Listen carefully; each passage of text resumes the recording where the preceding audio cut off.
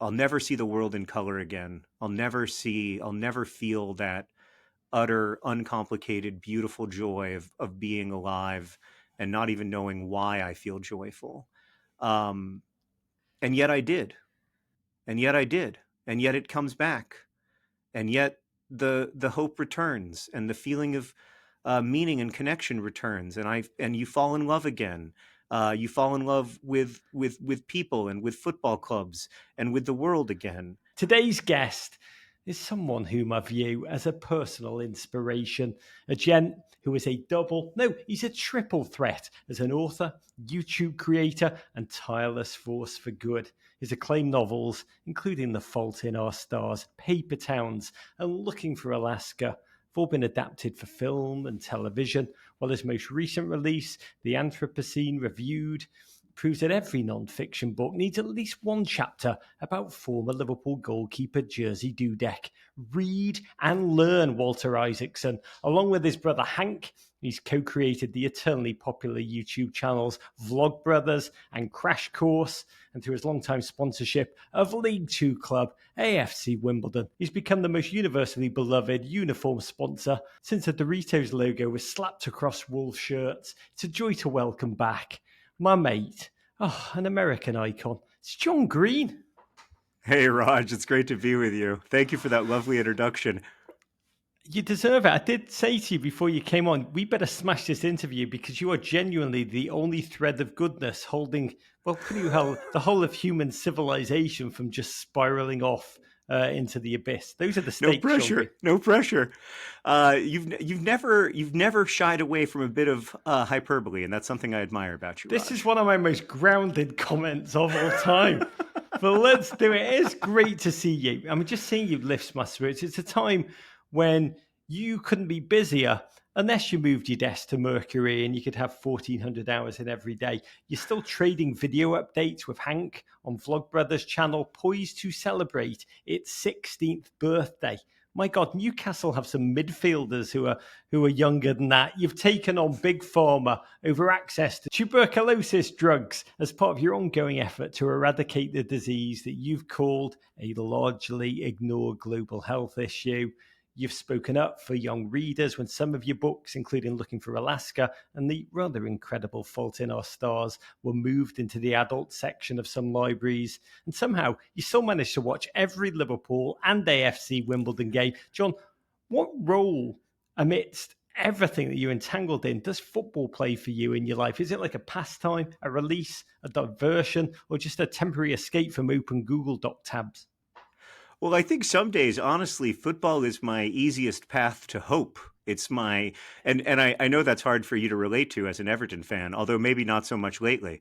But it's just the other day I was listening to your podcast and you played a voice note from your father, the great Judge Ivor, where he said, "Hope, Roger, hope, hope."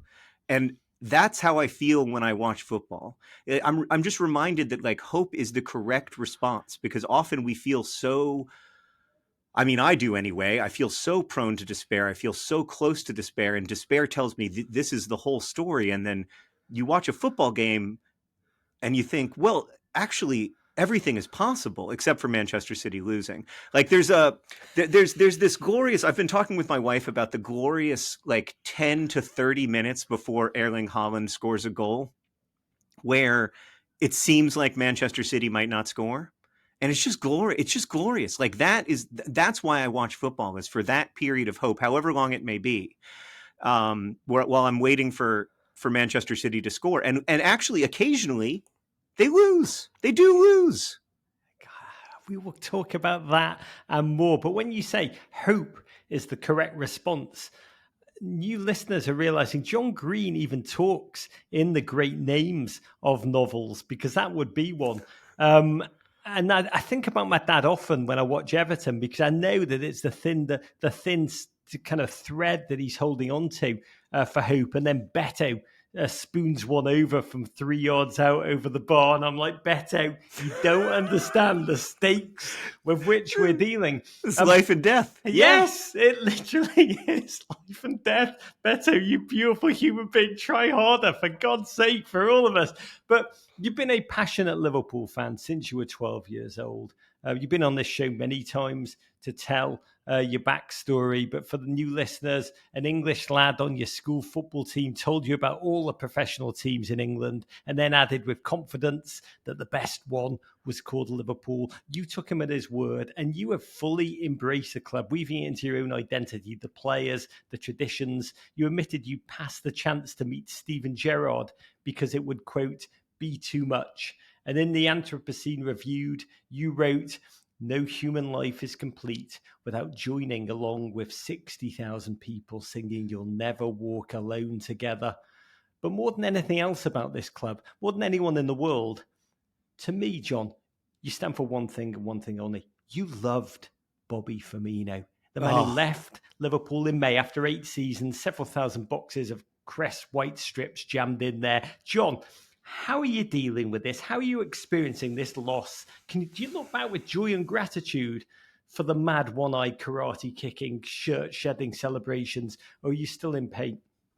I do miss him so much. I just miss him. I miss the smile. I miss the creativity. I miss the way that Firmino understood space better than any footballer I've ever seen. I just adored him, and I still adore him.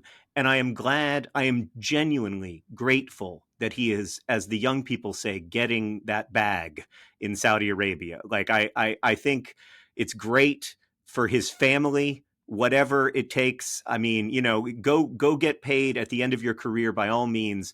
But it's not just that I loved him. We all loved him. Like, the Liverpool fans understood how great Bobby was in a way that nobody else outside of Liverpool did. Like when we sing he's the best in the world, like, we meant it.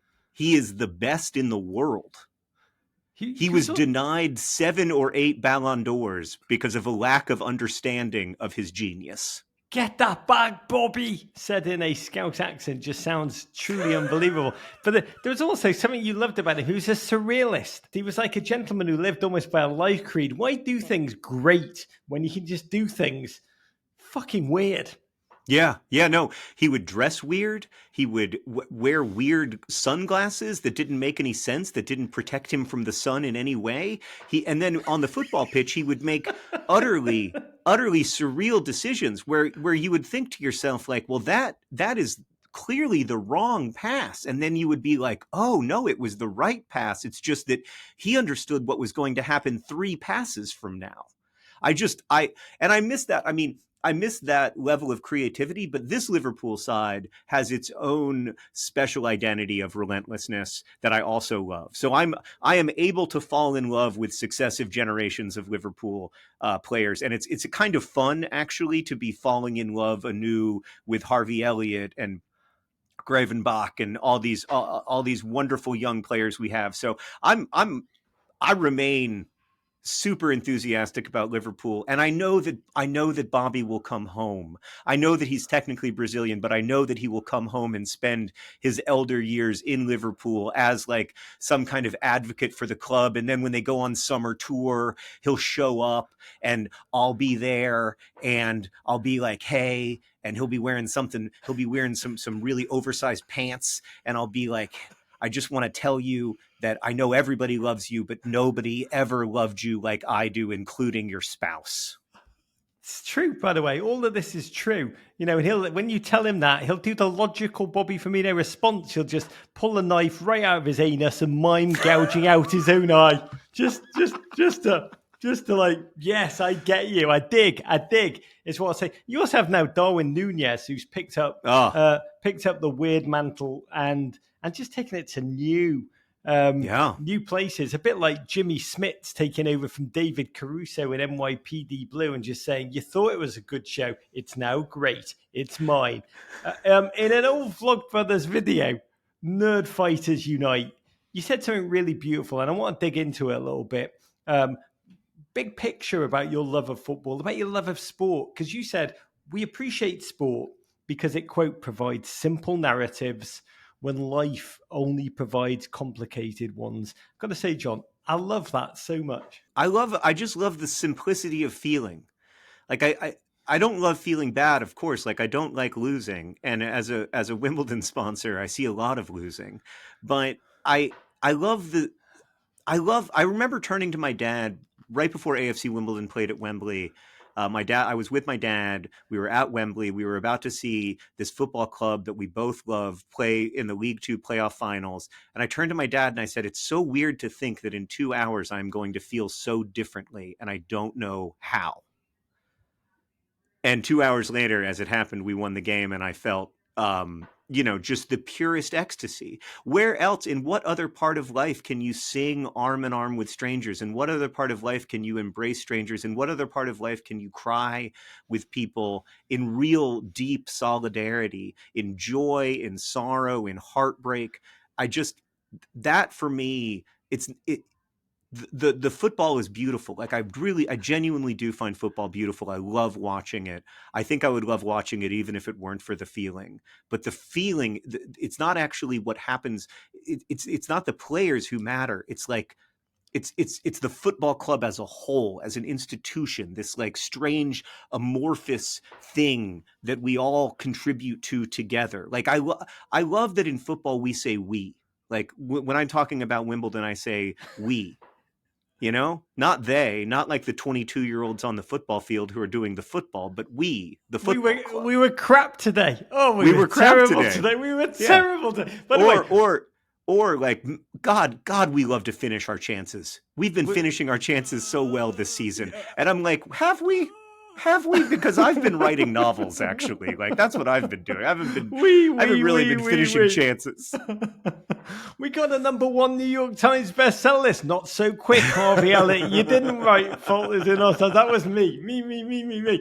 Look, I mean, when you said the thing about your dad and Wembley, it was the reality was when you said, I don't know how we'll feel, mentally I was like, oh, there's only one way I know this is going to come out. And I braced myself for loss, as I so often do.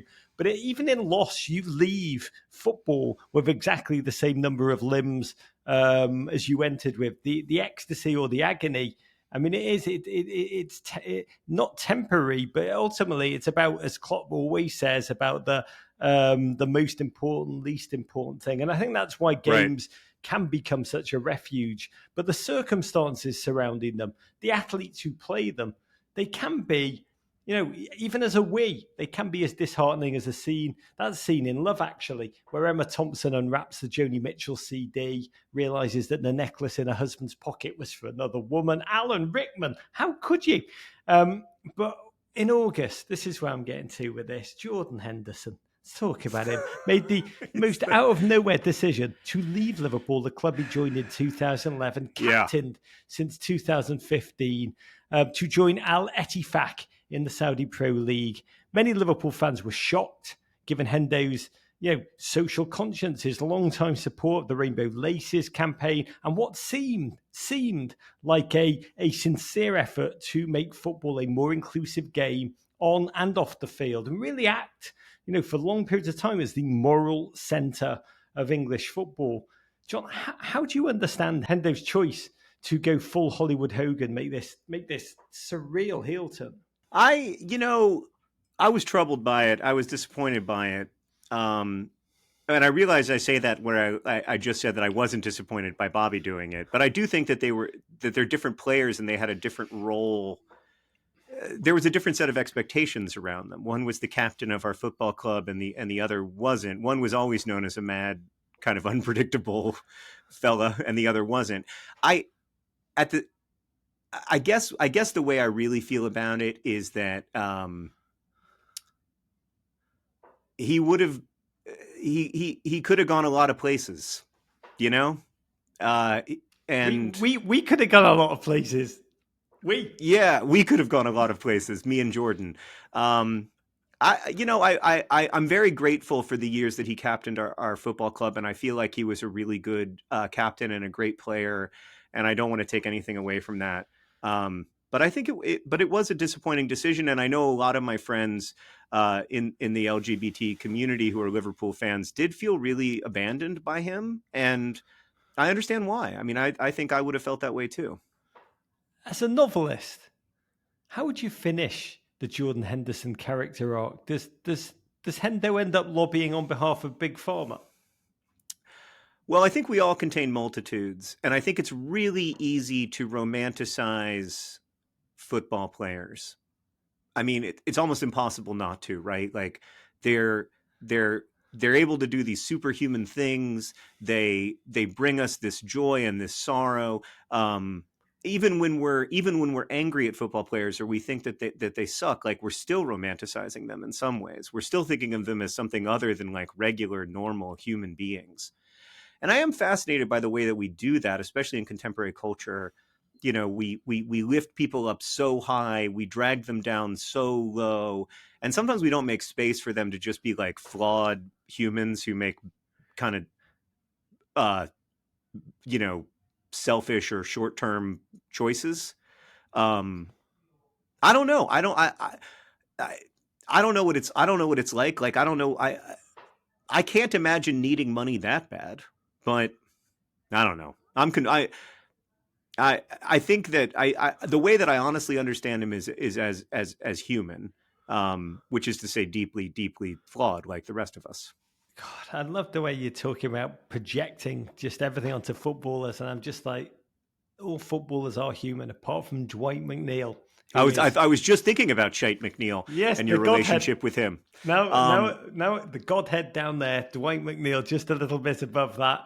But the Saudi Pro League, it did delve into that summer transfer window with a almost like a gotta catch 'em all attitude, like it's some 10-year-old who's just discovered Pokemon. They signed Cristiano Ronaldo, Neymar, Karim Benzema, among others.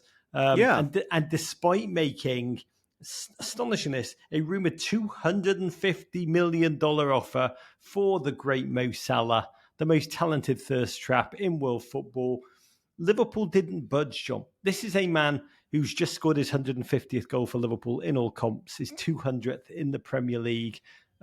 Manager Jurgen Klopp recently admitted he may never coach another player who puts up those kind of numbers.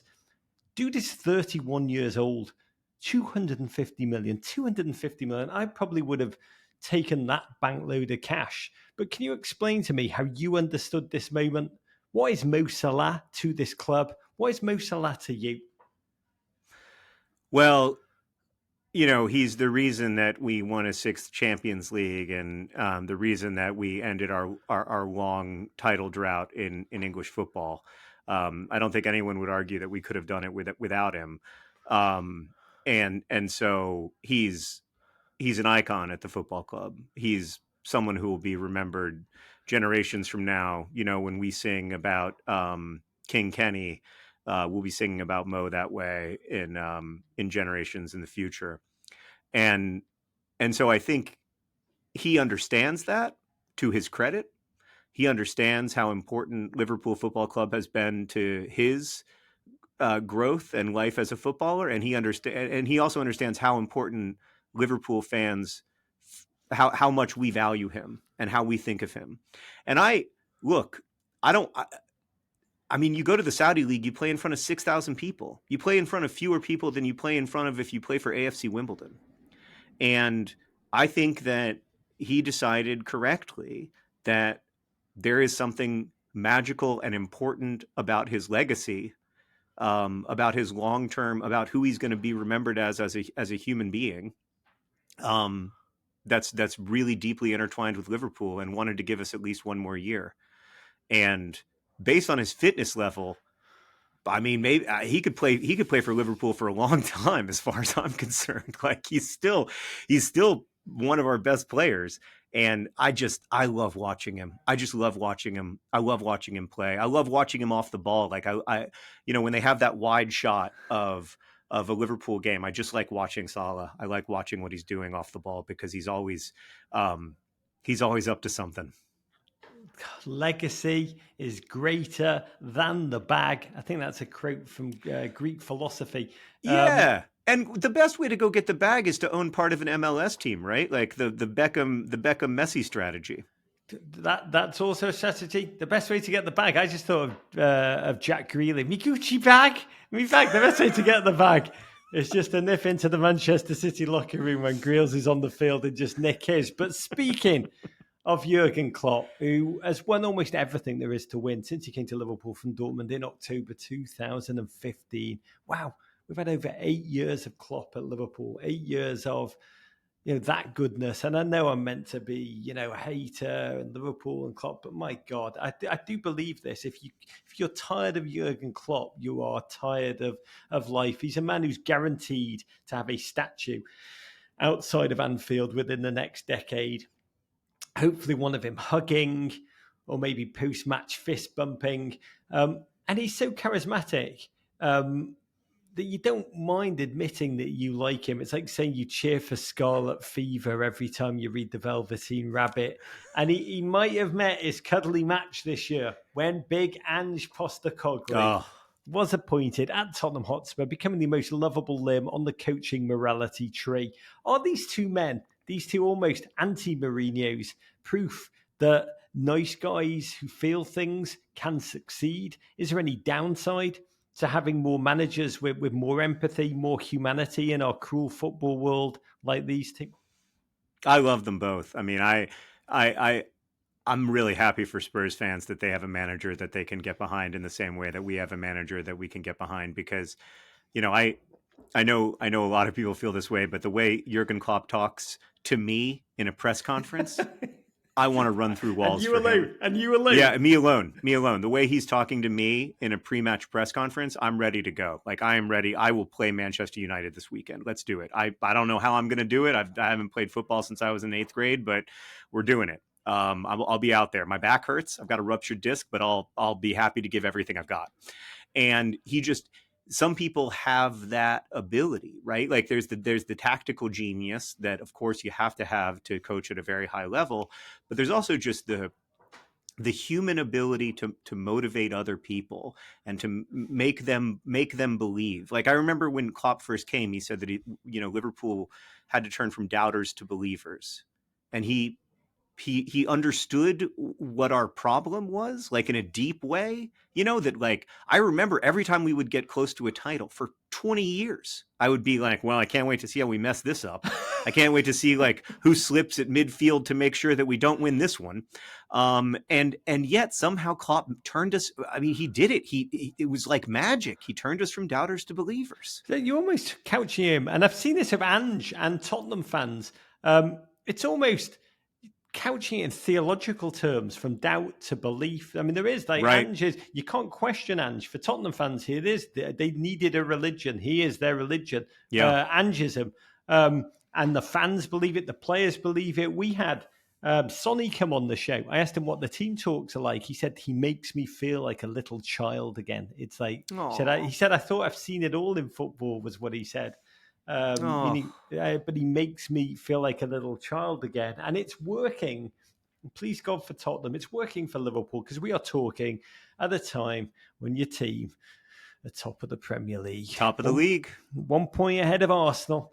10 points ahead of eternal rivals Manchester United. And the Greek fablemaker Aesop, who sounds like a player that Wolves would sign from Portugal, once wrote, "The unhappy derive comfort from the misfortunes of others," which he might not have said if the Greek Super League had existed in 600 BC. But John, I know that you've been reveling in United's fall from the long-held perch, because your tweets have been at, I mean, at Haaland levels. I've Schadenfreude watched so many Manchester United losses that the YouTube algorithm thinks I'm a fan. I laughed so hard when I read that. But are sports the last place where the misfortunes of your on-pitch rivals don't cause unhappiness? It's actually accepted to revel in it. Yeah, I do feel a little guilty for the level of Schadenfreude that I feel. Like, I do think that I might have to answer for it in the afterlife, but I'm going to go ahead and feel it anyway. It just feels very good to feel. For a long time, I remember, like, Manchester United very fans. Good to feel. That's it amazing. It does. I can't. Uh, I. How can I resist such a wonderful feeling? Like it is genuinely my favorite version of Schaden. Like it's my. I just love it. I do feel bad. I am friends with many Manchester United fans, or some anyway, and I do feel bad for them. Like I remember all the years where they would say to me, "All you talk about is your history."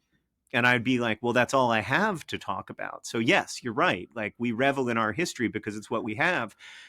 And now the shoe's a little bit on the other foot. And I know what it's like to have a football club that's um, run in an utterly suboptimal way. And so I do on a human level, I feel bad for them, but on a footballing level, like I hope they're playing AFC Wimbledon in 3 seasons, and I get to go to Old Trafford and watch Wimbledon trounce Manchester United and make it our theater of dreams. Like that's what I hope. I took out Wimbledon one sec, 'cause I'm fascinated by that too. But I am trying really hard to eliminate Schadenfreude from my life. There's Good. probably a German word for that too, I'm not there yet. like a I keto admire you diet for for. negative feelings. Well, what I mean, I'm genuinely, John. I'm trying to experience the world is dark enough. The world is. I've got to this Yep. point where the world's almost. I've realized full of hate. Yes, Roger, you've realized that. Well done. How did you? How do you have that great perception, Roger? We all know the world is dark. It's full of hate. And I'm trying to experience a football fandom based on love. But I've got to admit, I do read your tweets like, God put me on this planet to do two things: write books and watch Manchester United suffer. Haven't written too much in the last few years, but oh, the suffering I've enjoyed. And I do snot up with laughter so hard it hurts. But you're also not that person in real life. Is football like that one place where you're like, you know Yeah. what? I can be that person.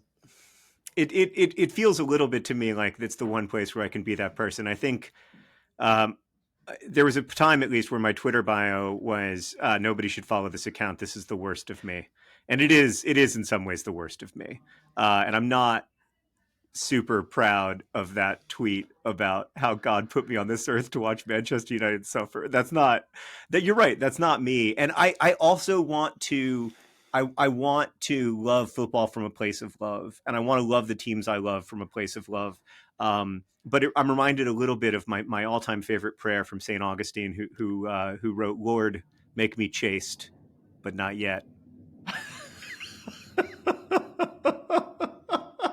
Oh God, my free me from God. Schadenfreude, This is but not yet. amazing. Saint Augustine, who sounds like would have been one of Dolly Parton's incredible songwriters in modern Nashville today. It sounds like the greatest country lyric of all time.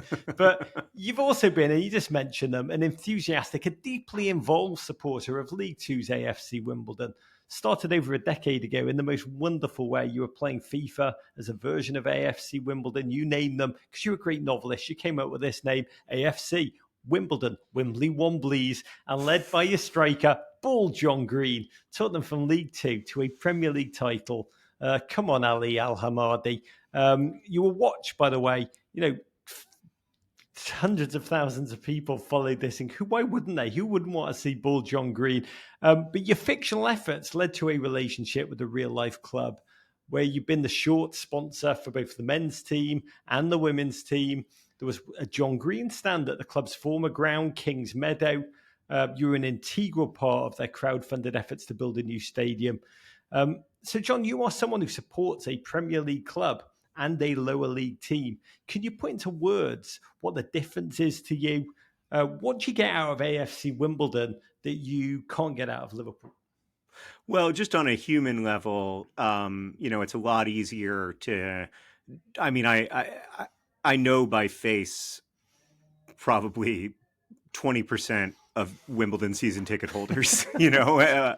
8,000 people at a game instead of 50 or 60,000 people, and also the footballers are different, frankly. Like you've talked about this before, how when you interview players from Wrexham, they're just much less guarded, and they can they can be more human and less careful about what they're saying, because they're not thinking about how there's going to be negative publicity in the paper the next morning. And I also find a lot to relate to in the struggle to get better, in the effort to be find a career path that's going to work for you. A lot of these people aren't going to be they're not going to be able to retire after playing professional football. They're going to have another career behind it. One of my favorite Wimbledon players is a guy named Jack Curry, who's pursued a university degree and is an absolute star left back. I think he's probably one day going to play in the Premier League, and he's going to be one of the only Premier League players with a college degree. I love it. But the thing that I love most is that, unlike any Premier League team, AFC Wimbledon are owned by their fans. And so I might put a little more money into the club than other people do, but all of us have the same one vote when it comes to our leadership, when it comes to the direction the club is going to take, when it comes to the overall budget of the club. We own it together. And that's really beautiful. At every AFC Wimbledon game, there's a moment where the chant stand up if you own your club. And we're the only ones who can stand. And that's beautiful to me. Never read Animal Farm, John. Never read it. That's all I'm going to tell you. How does it end? Is it the pigs are cool, right? Yeah, pigs. I've only read the first couple cool. chapters. I can't remember the line. Is it some Wimbly Womblies are more important than other Wimbly Womblies? I can't remember. Right. All Wombles were created equal, but some Wombles were created more equal than others.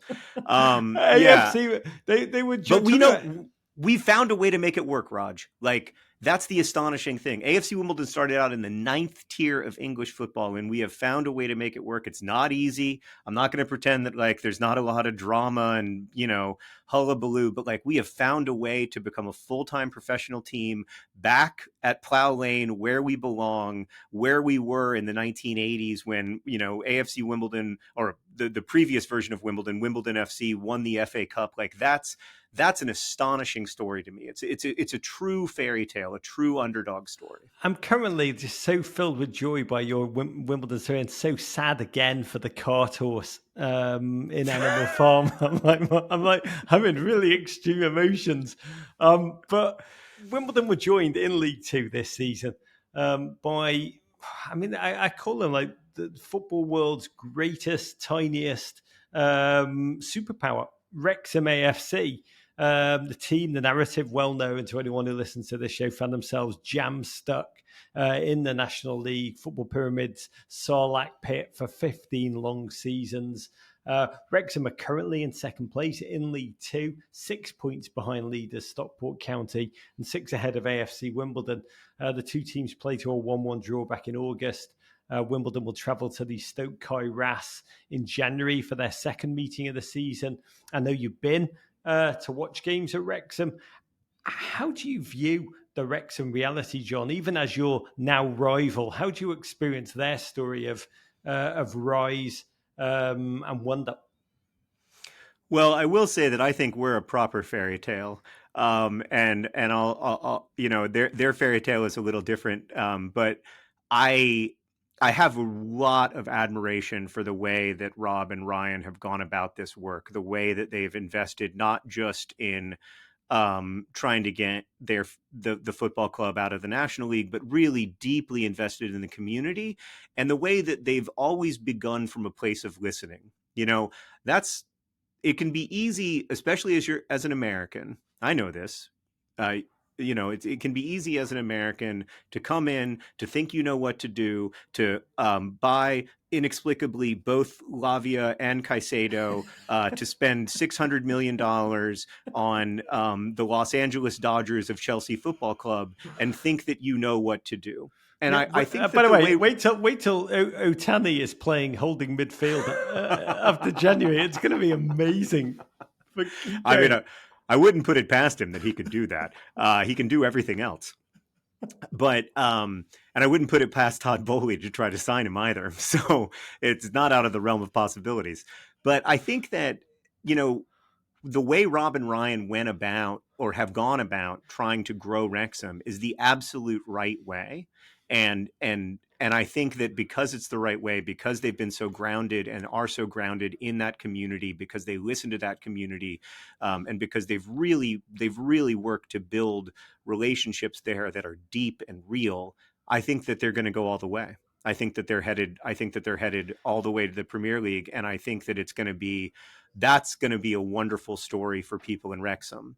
I would like to make it a story that takes one season extra, because I would really like Wimbledon to get promoted this year. We're pretty good this year. We're usually quite bad, and so Wrexham's stop in League Two has coincided with a year when Wimbledon are pretty good, and I would like, respectfully, with all the love in the world for Robin Ryan and that fella who does the long throws that they have at left back, I would really like us to get promoted over them this year. Oh, God bless mighty Ben Tozer. And if you want to listen to a beautiful story told by a really thoughtful, empathetic man, listen to that interview we just did.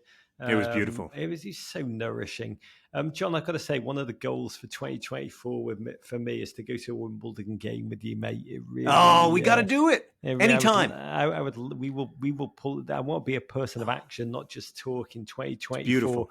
I am inspired by you because we mentioned this earlier, but we have to discuss.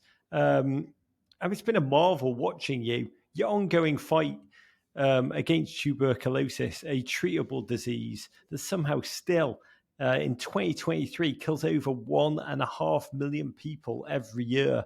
And in addition to successfully pressuring one pharmaceutical company to make their tuberculosis medications more accessible, taking on another over the exorbitant costs of their TB tests, you also spoke at the United Nations high-level meeting on TB. What made this fight and this cause feel so personal to you? Well, when I first visited Sierra Leone in 2019, my family has been or my wife and I have been investing in the maternal health care system there for a while, because Sierra Leone used to have the highest maternal mortality rate in the world. When in like 2017, 2018, 1 in 17 women in Sierra Leone would die in pregnancy or childbirth. That's now dropped by almost 50%, but it's still way too high. And so we were visiting Sierra Leone to learn more about maternal health and infant health in Sierra Leone, and the challenges of building a robust healthcare system in such a profoundly impoverished community. And on the last day I was there, one of the doctors we were traveling with asked if he could make a stop at the tuberculosis hospital because there were a couple patients he was concerned about. And we said, of course. I didn't know anything about TB at the time. I didn't know it was the world's deadliest infectious disease. I didn't know that it's curable. I didn't know that we choose to live in a world where 1.5 million people die of TB when we could choose to live in a world where far fewer people do. And it was really through that visit and meeting a young man there who shared the name of my son, Henry, meeting Henry in Sierra Leone, who's a 16-year-old TB survivor, that I came to feel very strongly and very personally about this illness. And not just that, but about the way that it's an expression and form of injustice. We simply don't have to live in a world where TB is the deadliest infectious disease in the world. And so, for me, it's something I'm really passionate about. And it's just a huge opportunity, I think. It's a huge opportunity to improve human health in a lasting way. You also said that your next book, a non-fiction one, will be all about this issue. Anyone that wants to know more, just follow John on social media. It's incredible, your ability, by the way, to make something so complicated, for many of us so remote. It's not something we think about every day, but to make us feel it, to become outraged as you so clearly are. It's a remarkable skill. What is the secret to one of your incredible TikToks? Because your strategy is incredible. I watch them and I'm ready to wage war alongside you.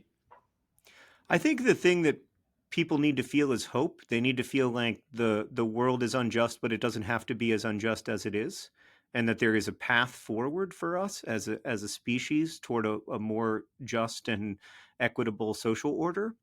And when you make that clear to people, people are so good. I mean, they're also terrible, of course. Like we're both. We all have it all inside of us, but we're capable of such compassion, of such empathy. And the times when we dehumanize other people or we treat other people's lives like they matter less than ours are the times when we just don't feel proximal to their lives.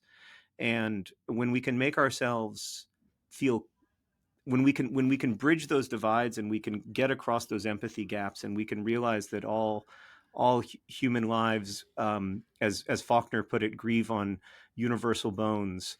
That's when, for me, we can really make change together. John, based on the successes you had as a self-described tuberculosis hater, all I ask you is, can you take on football next? Because if it's not you, who does take this on? Who can save this sport from itself other than John Green? I certainly, solving TB is a lot easier and more straightforward than trying to address the weirdness and corruption and greed and VAR of football. That's the other great thing about supporting a team in the fourth tier of English football. No VAR, no worries about any of that stuff. FIFA don't care Very about limited, Wimbledon. very limited corruption, just because there's no money. Oh my God. So that's it. FIFA, a cause too far gone for even John Green to take up the tilting at windmills.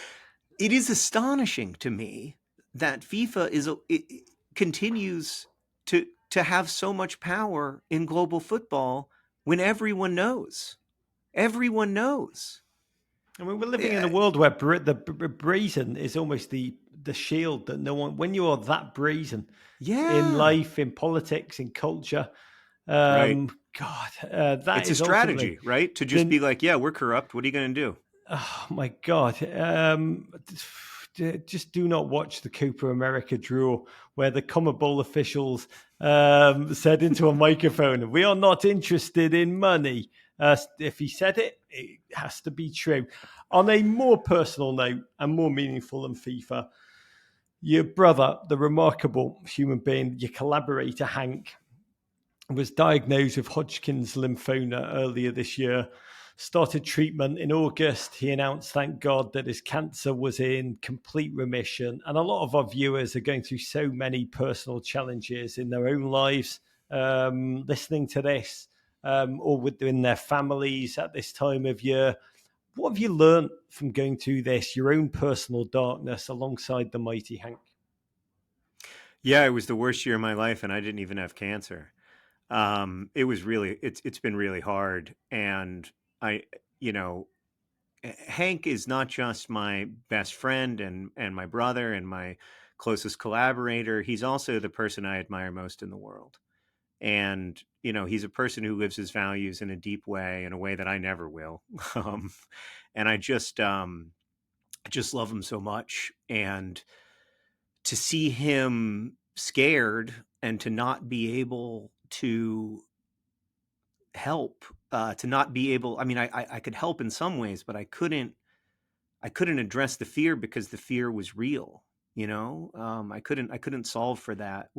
Was really hard. And to see my parents go through the fear of losing their kid, it's hard. It's really, really hard. And I know lots of people know the difficulty. And I think one gift for me through the process was knowing that I wasn't alone, being able to hear, I was very fortunate to hear from a lot of people who'd been through similar things, who'd who'd gone through experiences that that made me feel less alone in it. But it is still hard because you emerge from an experience like that just different. And I think inevitably Hank is emerging from that experience different. um he said to me recently, we were having a conversation, and he said, you've been trying to tell me for 45 years how terrifying the world is, and I finally believe you. So in some ways, he's emerging from it more like me, which is nice. Although I'm not sure that we necessarily need two extremely neurotic, perpetually worried brothers.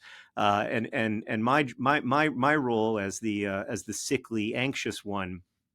I felt very comfortable in that role, and so it's weird to have to suddenly share that space with my brother.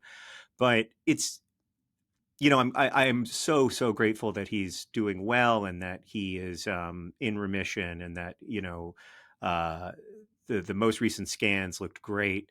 Um, but it's a hard thing to go through. I wouldn't wish it on anybody. And I know that you're going through a really hard time too, Raj. And to it's a, what I will say, and this is something that I experienced a lot when I was a chaplain at a children's hospital when I was really young. That was my first job out of college, and I wasn't a very good chaplain, but I had the privilege to be with a lot of really good people in that experience. And one of the things that I saw is that it is a gift to love someone through the the hardest days of their lives.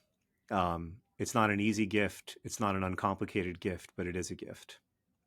It's really, really beautiful. It's really. I just imagine you as a child, a chaplain, just teaching all the children to hate Manchester United. That's right, Just, Raj. That's just right. That was the dig first thing I told them. deep into your heart and I unleash think that you should. hate children. I think people who are listening should know that Raj is crying right now and pretending not to. I'm thinking about the cart horse in Animal Farm.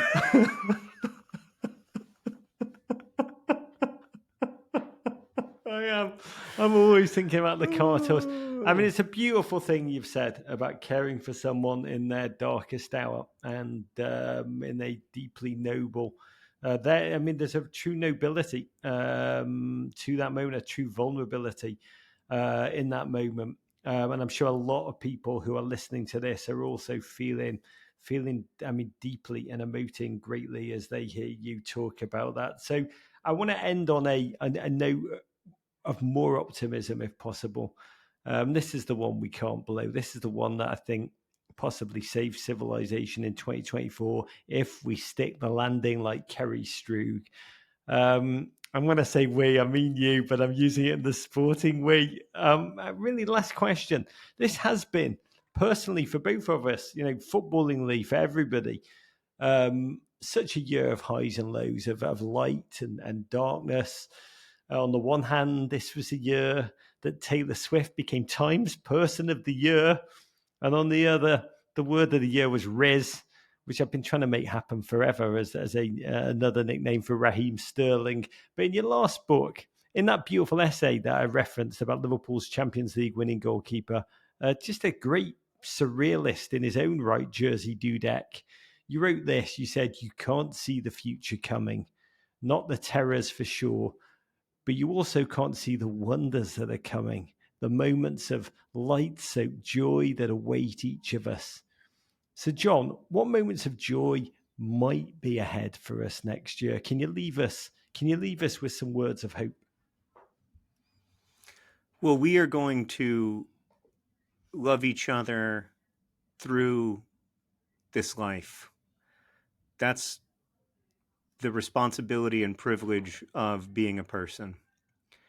And I take a great amount of solace in that, in the human capacity for solidarity, in the fact that we can experience togetherness, and the fact that I can hug a Liverpool fan I've never met, and maybe even hug an Everton fan I do know and care for. But I think for me, part of the hope has to come from a rejection of despair, a rejection of nihilism, a rejection of hopelessness, because those simple narratives can never tell the whole story. They can never be the whole truth. They're too simple, they're too obvious. Despair has to be a lie because it tells too simple a story about a species and a life and a world I know to be complex and capable of tremendous beauty and hope. So I really do believe that the light soaked days are coming. I do believe that there are light soaked days in front of us. We don't know what they're going to look like. I wish I could tell you what they're going to look like. I don't know, but I know that they're on the horizon.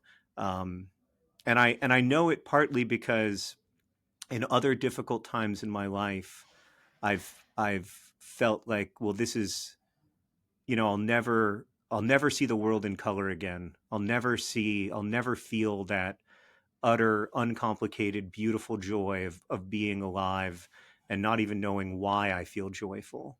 Um, and yet I did. And yet I did. And yet it comes back. And yet the hope returns, and the feeling meaning and connection returns, and you fall in love again. You fall in love with people and with football clubs and with the world again. And so I really, even though it's hard to do, really hard to do, especially right now for me, um, I choose to love the world. I choose to love being here, and I choose to see it as a gift. If we were a high performing media company, we would fade you out and we'd fade up the cop singing, "Si, senor." Not "You'll Never I Walk Alone." mean, We just give the ball to Bobby and he will score. That's the tune you'd play me out yeah, on. yes, because the light soaked joy is coming. You fall in love again. It feels very good to feel. Hope is the correct response. And get that bag. John Green has in a lot of life wisdom after life wisdom. You're a beautiful human being. To you, your family, your multiple teams, your everything. Thank you. Thank you, Raj. You're just the best. Thank you for giving me the gift of your interviews and your pods, your relentlessness, your indefatigability. You talk about how much I work. I mean, just based on how many podcasts you release, you must be working at least 60 hours a week because I can hardly listen to all of it. AI Rog. I'm just the creation of Sam. What's his name? You're a beautiful human being. I needed that, is all I can say. I know everybody who's listening needed that. Just quickly before you go, tell us how we can all help you fight against tuberculosis. There's a great community of people called TB Fighters at tbfighters.org. Get stuck in America. John Green, you beautiful man. Courage. Courage. I love you, Raj.